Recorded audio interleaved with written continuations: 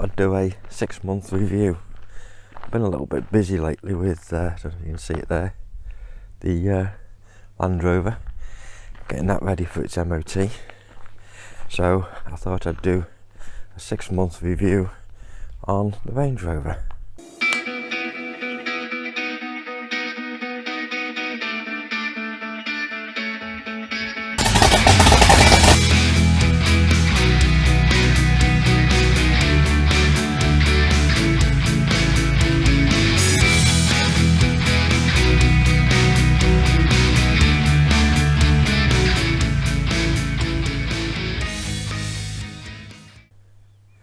There we go. Looking a bit sad and a bit dusty. It's been a bit dry here. There's a few cobwebs on it. Its suspension has stayed up all around. A few cobwebs. It's not been run for a week. I've deliberately left it for a week. So, will it start? Everybody always knocks these old buses. It's coming up 14 years old, and it's been left for over a week. So needs a bit of a clean inside, but how reliable are they? 6-month review. Will it start?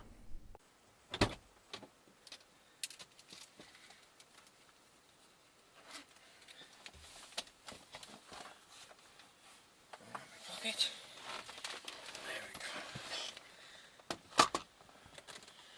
go. Right then. Will it start? How reliable are 14-year-old Range Rovers? It's been stood, as I've just said, over a week deliberately.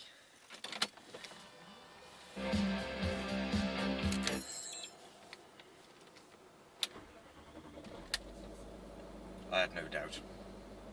No doubt at all.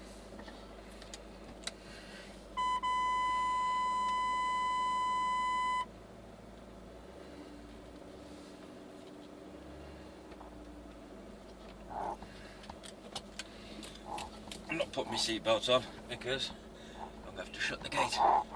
Stop the sheeps getting in.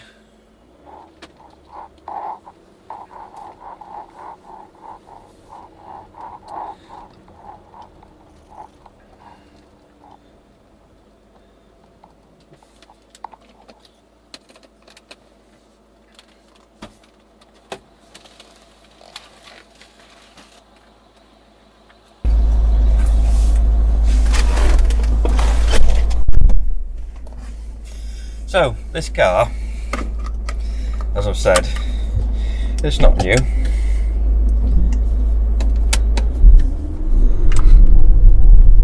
I can leave it sat around a week, 2 weeks even, come out to it, unlock it, turn the key, away she goes. It did have a new battery on just before I bought it because it had been left standing.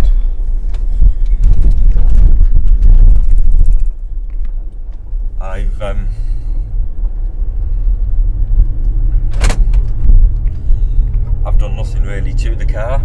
I've been busy with my Land Rover 90 project, rebuilding that, which hasn't given me the time to sort the little issues out with this one. Not sure if it's going to pick it up on this camera screen. Which one is it?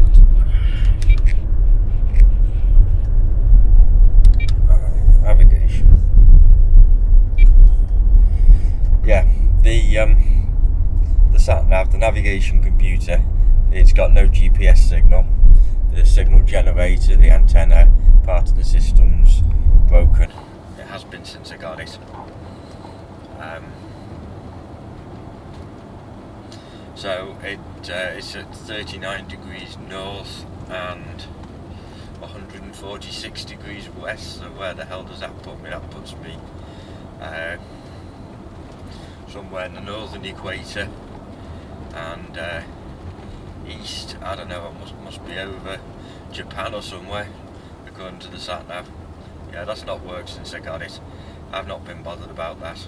I've just used a normal sat nav like any normal person would, and sat navs from 14 years ago weren't at the best, so the plug-in 12 volt one's superior.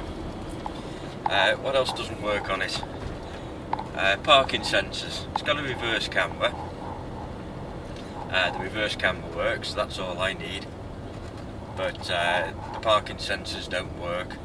I've done a little test on it, and it's got 2 parking sensor modules that are down. The little sensor units, only 12 quid each or something. I bought new ones, not had a chance to fit them, and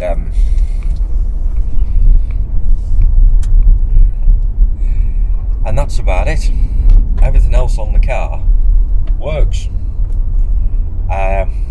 When I got it, I give it an oil change and filter changes, and then a few weeks later I serviced the gearbox. There's a video up on the gearbox servicing, and I've done in the last, just get out of these junctions here a little bit. I've got to listen at this one because it's a bit blind. You can't see cars coming, but you can hear. There we go.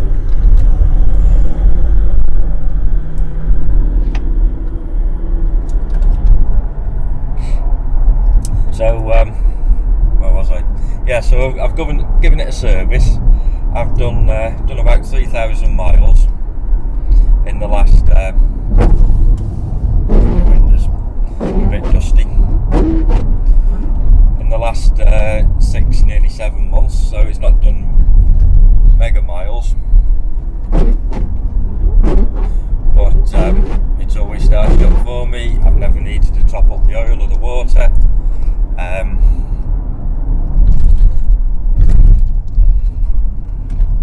Every time I want to use it, oh, that's a bit quick, mate. Every time I want to use it, it's started up. It's performed impeccably. It tows okay. It carries the push bikes round on a rack on the back. It's been great. Stops in a straight line. There's for all you Land Rover haters out there, for such a complicated vehicle that's so old, and I've been underneath it and had a good look around, and I think it's still on its original airbags, and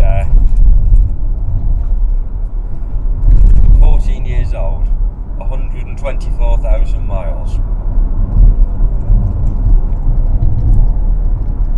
It's had a couple of front suspension bushes I changed as well, didn't I? The drop links for the front suspension. One of them was making a knocking noise. But again, it's like 10 or 15 pounds. Took me minutes to change it. So I honestly don't know where all these Land Rover haters get off on.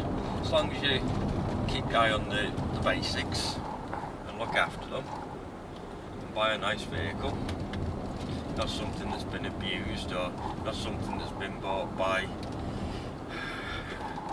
I'm going to put it, I wouldn't buy one that's been bought by somebody that is trying to live up to a reputation. You don't want one where somebody's got the big flash house and the big flash car, but they haven't got the money behind them to back them up to get it serviced correctly, or somebody who maybe hasn't got the money, who doesn't mind getting their hands dirty and servicing them themselves. you know, that's another good option to get one from. But people buy these vehicles, I don't think they anticipate the amount of just regular servicing and maintenance and the cost of the oils and the time it takes, and that's probably where people go wrong with these Land Rovers. They'll buy something that's not really right for them. They'll buy it because it's a Range Rover, and they don't want everything that goes along with owning quite an expensive car to run. So then they scrimp on things, leave things, ignore things, and then things break. Or you buy it and you've got all that maintenance to catch up on.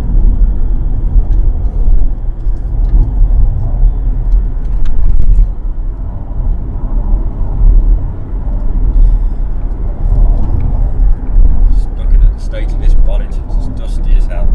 This car really needs a clean. It's been sunny, and when it's sunny and it's a black car, it's not good for cleaning it.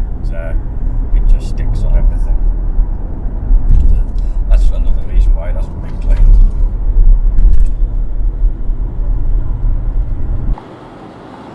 So in 6 months of ownership, all as I've done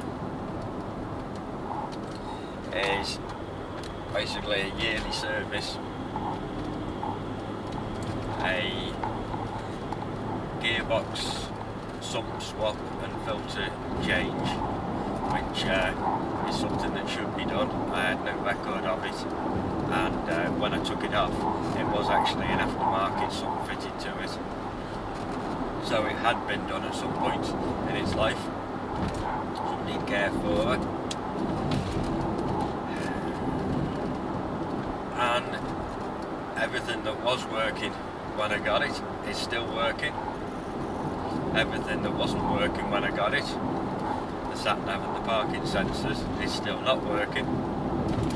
But I'll get round to them.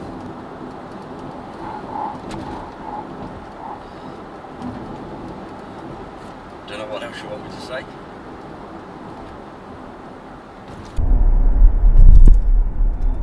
Changes gear smooth, it accelerates beautifully.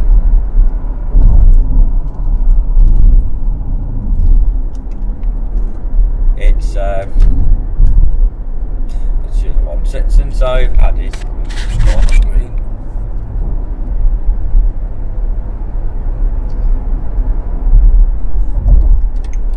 My fuel consumption in the 3,000 miles I've had it has been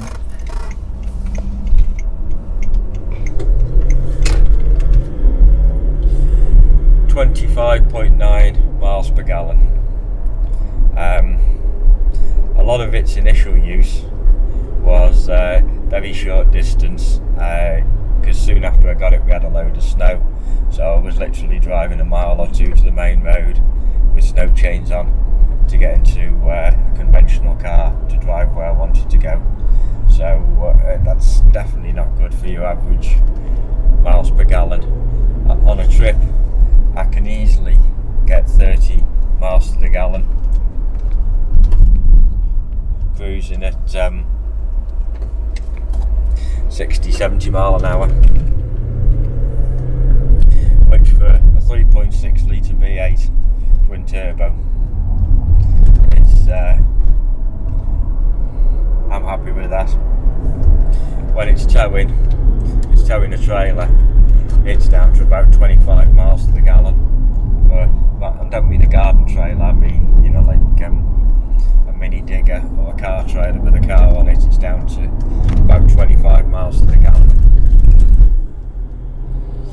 Again, which it's as good as it's better than my Disco, my TD5 Discovery is better on the fuel than my Discovery.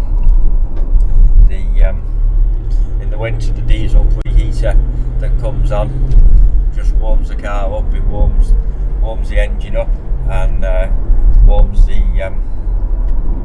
interior to defrost defrost quicker is absolute godsend. My old Discovery, which is I've had Discoveries for years, and my old Discoveries I'd drive Ferrari there, but I'd drive down 7 miles downhill basically to the local town, and the heat hadn't got into the system. The car was still freezing cold. When this preheater that we've got in the Discovery 4, is it? Discovery 3? They've got a diesel preheater. The Discovery 3. Mine was the Disco 2 and it didn't have that. So it was still cold, 7-8 miles down the road. This one's toasty and warm in about a mile in the winter, with the heated seats and the heated steering wheel that I didn't know I needed until I got one.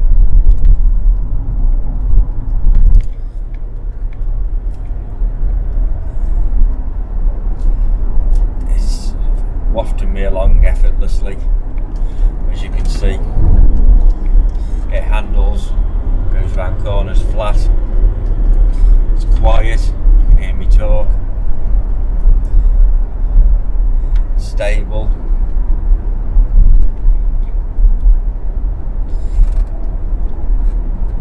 Can't think of a nicer place to spend some time driving.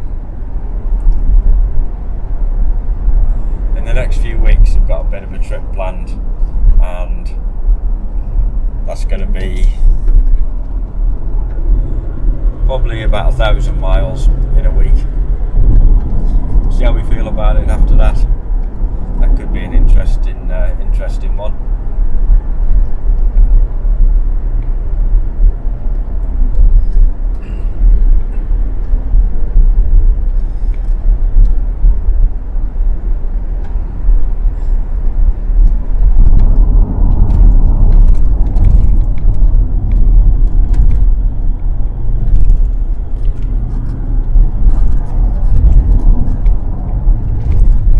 Road surface down here, full of potholes, repairs not well done, and quality of the ride, considering the surface well.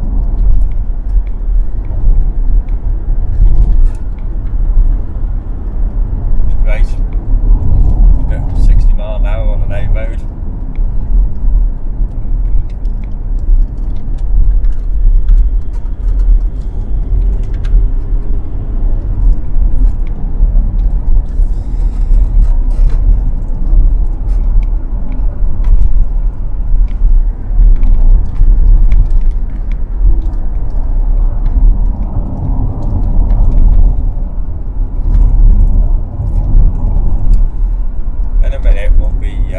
Dropping down, going on to the A55. So I'll just do a little bit of motorway speed so you can see what that's like.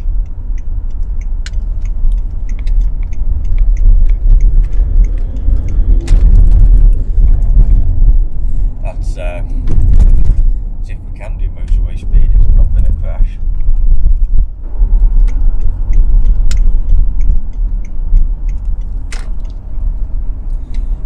Right, we're about to join the dual carriageway, and it's got a very, very short slip road. So we'll see what this little baby can do.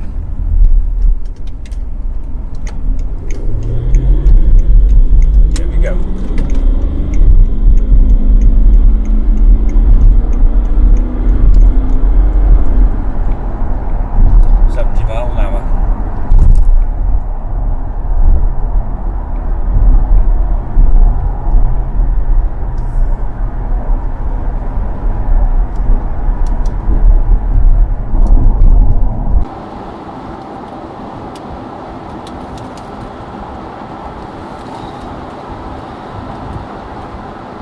Okay, we're on cruise control, 70 mile an hour.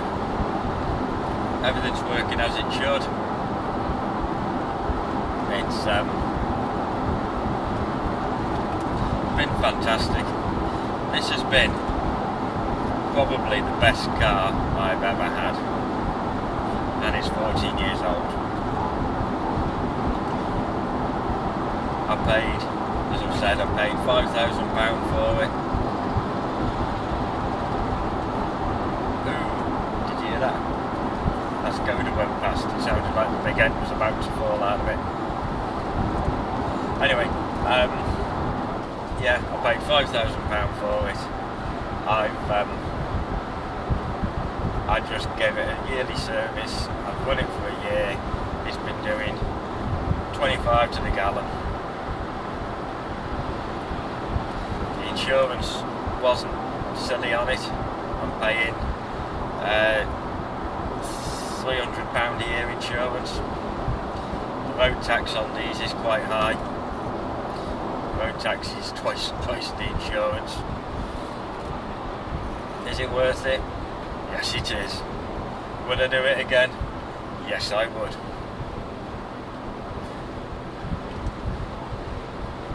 Will I be buying another Range Rover? Yes, I will. So, that's it from me. 6 monthly review, combined with a will it start when you leave it for over a week.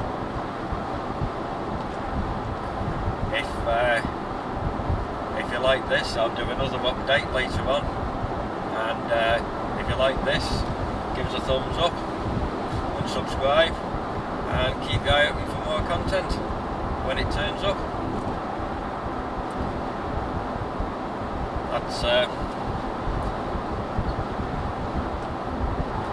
me out. Turn these cameras off now.